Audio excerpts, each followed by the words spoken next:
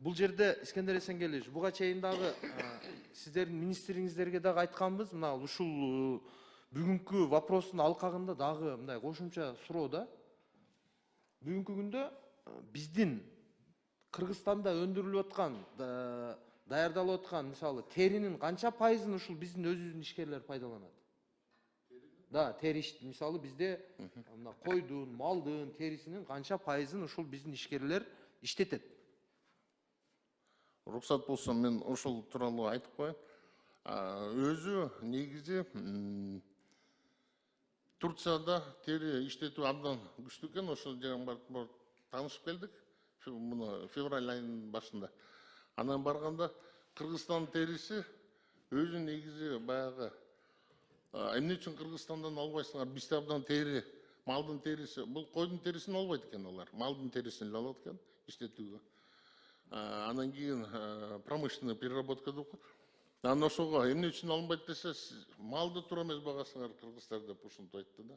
Сиз туура эмес айтып атасыз. Жок, алардын сөзү боюнча да мен аянтчаны айтып бердим. Анан эмнеге дегенде баягы иштетип келгенде эле биз өндүрүштөн бери көрсөтүп берди.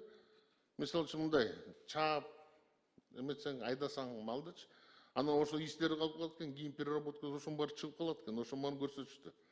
Бунун мындай как промышленно уже надо готовить деп атат да. Бир гана момент бар экен, жана желатин чыгарат экен ошондон. Кийин мармелад продукцияны чыгарганга ошого абдан колдонуп атышат.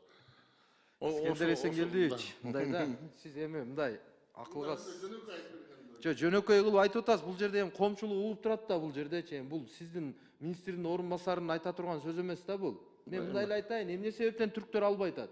Себеби экономика министри азыркы күндө 200 евродон сиздер пошлина коюп койгонсуздар.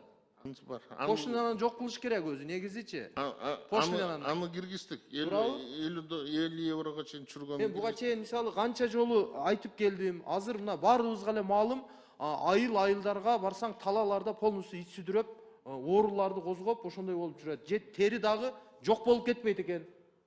Сиздер мисалы азыркы күндө $100 түшүрөбүз деген коомдук талкууга коюп, аракет кылып атасыңар, бирок ал дагы кечең деп атат.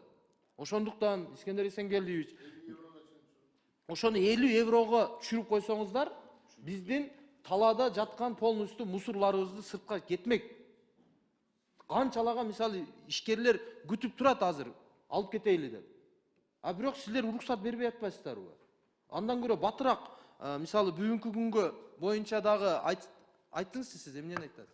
Сауат сары, уруксатымчылар мардуундар. Базиев Арсанбек, башкарманын башчысы өнөр. Бүгүнкү күндө проект администрацияга киргизилди, 50 еврого чейин түшүрөбүз. Экспорттук пошлинанын ставкасын терин жарган. Официалдуу айта аласыз да, уже? Негизги көйгөй ошондой да, мисалы биз ашып кетсе, биздин ата мекендик өндүрүүчүлөр 10%га дагы жетпеген терин иштетет. Калганын сатайлы да сыртка. Канчалаган 50 евродон болсо дагы пошлина түшөт.